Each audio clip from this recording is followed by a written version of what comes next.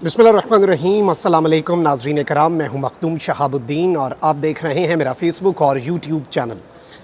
उम्मीद करता हूं आप सब लोग बखैर आफ़ियत होंगे और जहां भी होंगे अपने अहले खाना समेत खुश भी होंगे और महफूज भी। नाज़रीन कराम, गद्दारों का बाब हमेशा हमेशा के लिए बंद कर दिया गया है और अवामी फ़ैसला किसी भी मुल्क में, किसी भी जमहूरियत में जमहूर यानी कि ये जो 22 करोड़ अवाम है पाकिस्तान की, ये सबसे बड़ी एस्टैब्लिशमेंट होती है, ये सबसे बड़ा मुक़्तदर हल्का होता है और अब इस जमहूर का हतमी फ़ैसला आ चुका है। इस सारे के सारे मामले में MQM जो कि कराची में मुहाजिर वोट दिहाइयों से हासिल कर रही थी, पहली मर्तबा दिहाइयों में उसे मुहाजिर वोट भी नहीं पड़ा और TLP के हाथों MQM का जो भुरकस निकला है, जो इबरत का निशान बन चुकी है। और इवन एक और फैक्टर जिसे इस वक्त मुक़्तदर हल्के पाकिस्तान के ताकतवर इदारे भी बड़ा गौर से देख रहे हैं, वो ये है कि तहरीक-ए-इंसाफ ने इस इलेक्शन का बाइकॉट किया, जिसकी वजह से ये पूरा इलेक्शन ही दबरदूस हो सकता है। यानी कि इस वक्त अवाम PTI के साथ कितनी एसोसिएटेड है, ये मामला भी बड़ा दिलचस्प हो चुका है। जबकि इस वक्त रायबंड में थरथल्ली मच चुकी है। अगला नंबर पंजाब में नून लीग का होने जा रहा है और वहाँ पर नून लीग का सफाया इस वक्त मुकम्मल तौर पर यह फ़ैसला हो चुका है कि इनका सफाया होगा। इस सारे मामले में कुछ चीज़ें हैं जो आपके सामने रखनी हैं।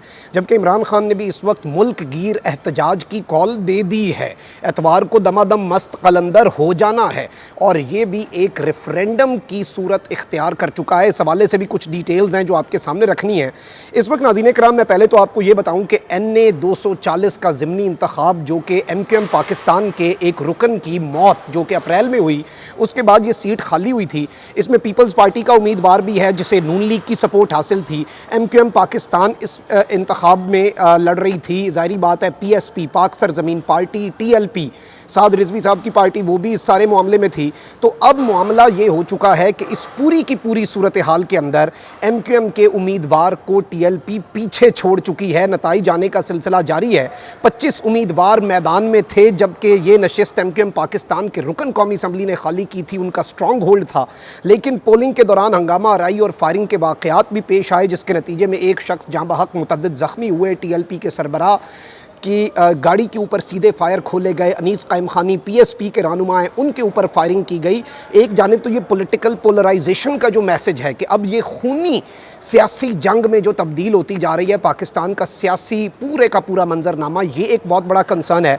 जबकि गैर हतमी नतीजा ये है कि कुरंगी कराची 2 के ज़िमनी इलेक्शन के 309 में से अब तक 301 पोलिंग स्टेशन के गैर सरकारी नताइज आ चुके हैं, जिसके मुताबिक TLP जो है उसके शहजादा शहबाज ने 10,372 वोट हासिल करके पहले नंबर पर पोजीशन जो है उस पर बराजमान है। जबकि मुत्तहिदा कौमी मूवमेंट पाकिस्तान के उम्मीदवार अबू बकर 10,332 वोट लेकर दूसरे नंबर पर है। इतने करीब आप ये देखें कि NA 240 जो है इसके हतमी नताइज का ऐलान जो है वो नहीं किया जाना, क्योंकि पोलिंग स्टेशन नंबर 51 के नताइज कशीदगी की वजह से रोक लिए गए थे और इलेक्शन कमिश्नर सिंध ने नताइज रोकने का ऐलान किया था। अब बहुत कुछ पसे पर्दा हो सकता है। ये हो सकता है कि MQM के उम्मीदवार को जिता दिया जाए, कुछ भी कर दिया जाए, लेकिन जिस मार्जिन से 5-10 वोटों के मार्जिन से इस वक्त पीछे हैं, ये पूरे का पूरा मामला अब बड़ा ही अजीबो गरीब रुख इख्तियार कर चुका है और एक आई ओपनर है। इस सब में मैं आपको ये बता दूं कि जो पोलिंग स्टेशन 51 है उसके नताइज तो रोक लिए गए हैं, लेकिन NA 240 में क्या इलेक्शन दोबारा होगा, इस हवाले से भी एक अहम खबर और इलेक्शन कमीशन की एक अहम वजाहत सामने आ चुकी है। अब यहाँ पर जो वोटर टर्नआउट है, ये मामला बड़ा दिलचस्प है, क्योंकि PTI पाकिस्तान तहरीक इंसाफ इस इंतखाब का बाइकॉट कर चुकी है। पाकिस्तान की सबसे बड़ी जमात जिसके हवाले से ये कहा जाता था कि इसकी मकबूलियत ख़त्म हो गई, ये दबरदूस हो गई, ये ख़त्म होकर रह गए, इनका कुछ नहीं बचा, उस जमात के हवाले से ये कह रहे हैं कि उसकी मकबूलियत ख़त्म हो चुकी है। लेकिन जब उस जमात ने बाइकॉट किया तो इस इलेक्शन के अंदर जो वोटर टर्नआउट है, जो तनासुब है वोटर्स का, वो था 8.41 8.41% वोटर टर्नआउट था और 10% से कम टर्नआउट पर दोबारा इलेक्शन नहीं होगा। अब ये मामले के अंदर मैं आपको ये बता दूं कि 10% ख़वातीन का वोट होना चाहिए, ये एक बड़ा अहम पॉइंट होता है इलेक्शन कमीशन का। दूसरी जानिब chief election commissioner Pakistan Sikandar Sultan Raja ने कराची में पेश आए वाक़े का सख्त नोटिस लिया और कार्रवाई के अहकाम जारी किए और सिंध पुलिस और इंतज़ामिया को सख्त कार्रवाई का एक जानिब तो हुक्म दे दिया गया है। अब ये एक आई ओपनर है। MQM जैसी जमात जो कि कराची में एक होल्ड रखती है। और अगर आप ये देखें कि टर्नआउट, अगर पीटीआई ने बाइकआउट किया, वोटर टर्नआउट 2018 के इंतखाब के मुकाबले में ज़ीरो रहा है, उसके मुकाबले में ज़ीरो रहा, तो वोटर बाहर भी नहीं निकलेगा और वो बहुत कम होगा और गद्दारों से वो नाराज़ है। यानी कि अगर पीटीआई सिस्टम में नहीं है, एक जानिब तो फवाद चौधरी साहब ने भी स्टेटमेंट दी कि एमक्यूएम की मुबारकबाद बनती है, एमक्यूएम को क्रेडिट जाता है कि टीएलपी जो अभी तक कौमी असम्बली में नहीं आ चुकी थी, नहीं आ सकी थी, टीएलपी को कौमी असम्बली में लाने का सहरा एमक्यूएम पाकिस्तान के सर जाता है कि आपने जो पीटीआई के साथ गद्दारी की, अवाम ने आपको बुरी तरह रिजेक्ट किया, अवाम ने आपको उठाकर बाहर फेंक दिया। और ये एक ट्रेलर है। अब जितने लोटे, जितने गद्दार, यहाँ तक कि वो जमातें जिन्होंने इमरान खान को धोखा दिया, भाई अवाम का दर्द था ना, अब अवाम का दर्द क्यों नहीं जागता तुम लोगों का?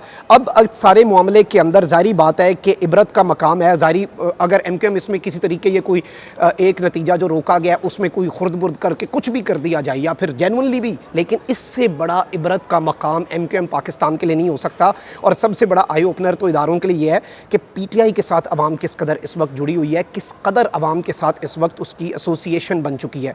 जबकि मैं आपको यहाँ पर यह बता दूँ कि हुकूमत ने अवाम को बिजली का एक और झटका भी दिया है और इस सारे के सारे मामले में कुछ चीज़ें हैं।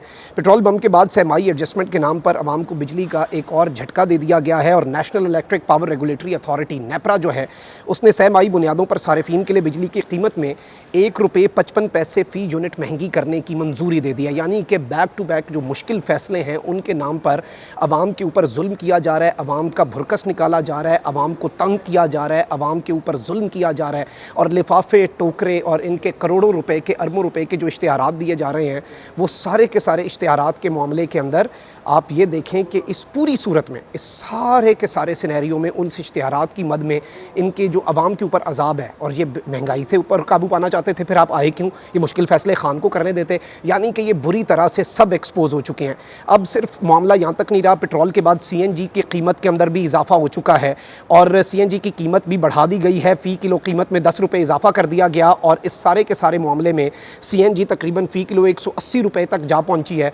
इस सब में अब ये मौका है। देखें, एक जानिब तो एक चीज़ बड़ी वाज़ेह हो चुकी है, ये रायवंड में थरथल्ली मची है, लंदन में थरथल्ली मची है कराची के इंतखाब में, कि इमरान खान इस वक्त पाकिस्तान की सियासत का वो मरकज़ी पॉइंट है, मेन पॉइंट है, जिसके इर्द गिर्द सब कुछ रिवॉल्व कर रहा है, जिसके इर्द गिर्द सब कुछ घूम रहा है।